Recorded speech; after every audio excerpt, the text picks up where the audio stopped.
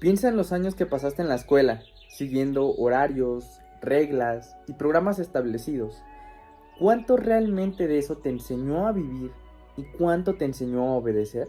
Durante siglos, la escolarización ha moldeado sujetos adaptados al sistema, limitando la libertad y la creatividad del propio cuerpo.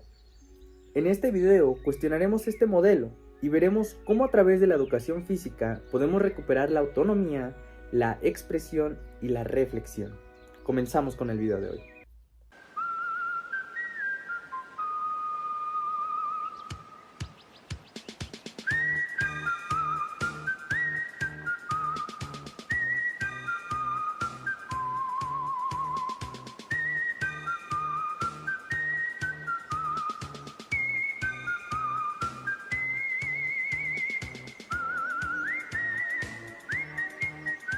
La escolarización, entendida como el proceso que regula la enseñanza en estructuras formales, ha predominado durante siglos y surge una pregunta clave. ¿Educa realmente o solo forma sujetos adaptados a un sistema que limita el pensamiento autónomo y el desarrollo corporal? Paulo Freire, en su obra Pedagogía del Oprimido, denuncia que la educación tradicional convierte al estudiante en un ente pasivo, silenciando el cuerpo, limitando la creatividad y excluyendo la acción. La escolarización no es neutra, al final responde a intereses económicos, sociales y hasta políticos. Aunque no todo es negativo, Durkheim afirmaba que la educación garantiza la continuidad social, mientras que John Locke afirmaba que la educación y la obediencia es la base para formar un carácter. El reto está en repensarlo críticamente y pensar a qué vamos a la escuela. ¿Vamos a aprender? ¿Vamos a explorar? ¿Vamos a crear nuevas experiencias? ¿O solo vamos a obedecer para ser un número más de esta sociedad? Y Luke, que defiende la obediencia, ¿dónde deja la libertad de pensamiento crítico, autónomo?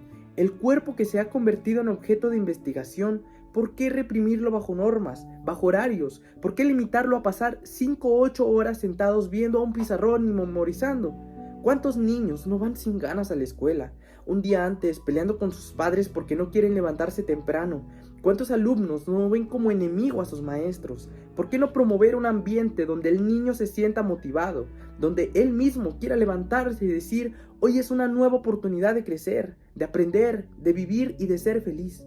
Hagamos de la escuela un espacio seguro para los niños y niñas de nuestro país. En México, la escuela no siempre es un espacio seguro. Alrededor del 63% de los estudiantes sufre agresiones físicas o psicológicas y casi 3 de cada 10 son víctimas de acoso escolar. Esto demuestra que además de los obstáculos para acceder a la educación, muchos niños se enfrentan a entornos que afectan a su desarrollo emocional, social y físico. Después de haber leído esta Pedagogía del Oprimido de Freire y el artículo de Carlos Calvo Muñoz entre la educación corporal caótica y la escolarización corporal ordenada, me permití escribir un pequeño fragmento que va de acuerdo a estos cuerpos oprimidos y a estas limitantes que nos hace llegar la escolarización. Como mencioné anteriormente, desde edades tempranas los niños pasan entre 5 y 8 horas al día sentados, siguiendo horarios estrictos y tareas escolares que prolongan la jornada académica aún más. Ahora piensa en la clase de educación física. Este espacio, entre comillas, más divertido, diferente por lo menos a que puedan tener sus otras asignaturas. ¿Cómo vamos a formar individuos sin cuerpos oprimidos teniendo 1 o solo 2 días por semana estas sesiones? Y a veces incluso se reducen o se eliminan. También por no mencionar a los típicos maestros que castigan a sus alumnos privándolos de entrar a las clases de educación física.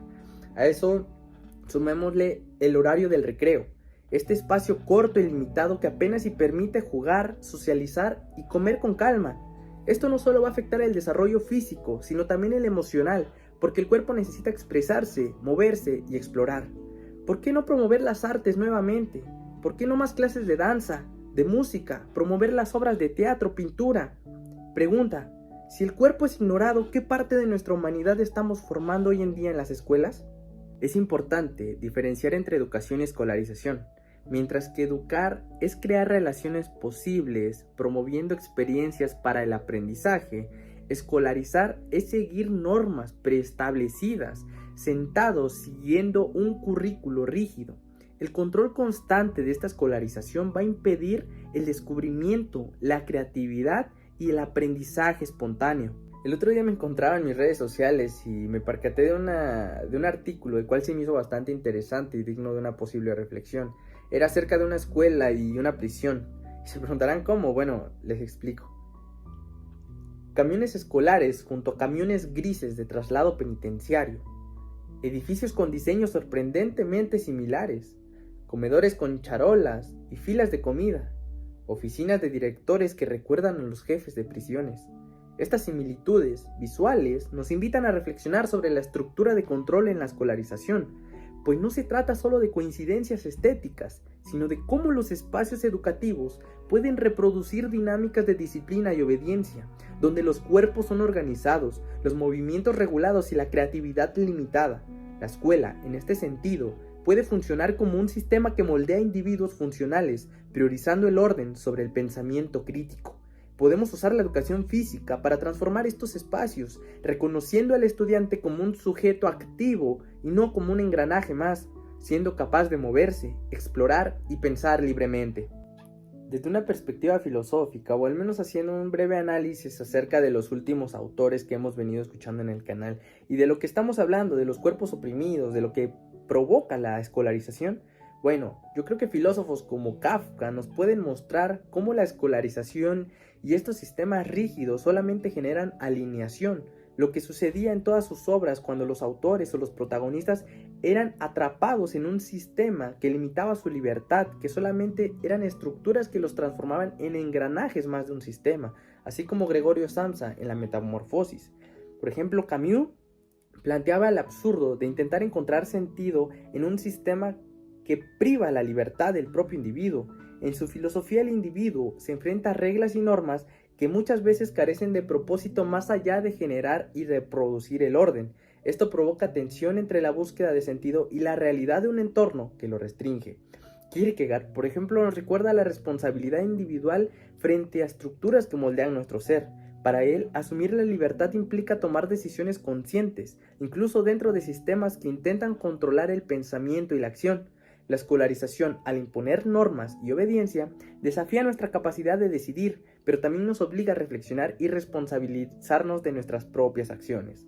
En este contexto, Montessori nos inspira con su pedagogía, proponiendo que la educación debe fomentar autonomía, experimentación y aprendizaje activo, reconociendo al niño como un sujeto libre capaz de explorar, pensar y desarrollarse integralmente.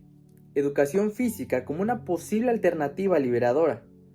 Aquí es donde la educación física puede convertirse en un espacio de resistencia y libertad. No se trata solo de disciplina corporal, sino de autonomía, conciencia del movimiento y expresión libre. Como dice el autor Paulo Freire, el educador ya no es únicamente el que educa, sino que al educar, es educado a la vez en diálogo con el educando. En la educación física, crítica, el cuerpo deja de ser un objeto disciplinado y se convierte en un sujeto que siente, actúa y transforma. El juego no solo desarrolla habilidades físicas, sino también sociales, emocionales y cognitivas. Aprender a compartir, a colaborar, a resolver conflictos, a inventar y crear. Montessori lo dice, promovamos un aprendizaje activo bajo experiencias. La escolarización limita y la educación libera. La clave estará en integrar cuerpo y mente, pensamiento crítico y libertad. Pregúntate, si la escuela no nos forma para vivir, ¿quién nos forma? Y si el cuerpo y la mente no se desarrollan juntos, ¿qué tipos de individuos formamos para esta sociedad y qué herramientas les damos para crecer?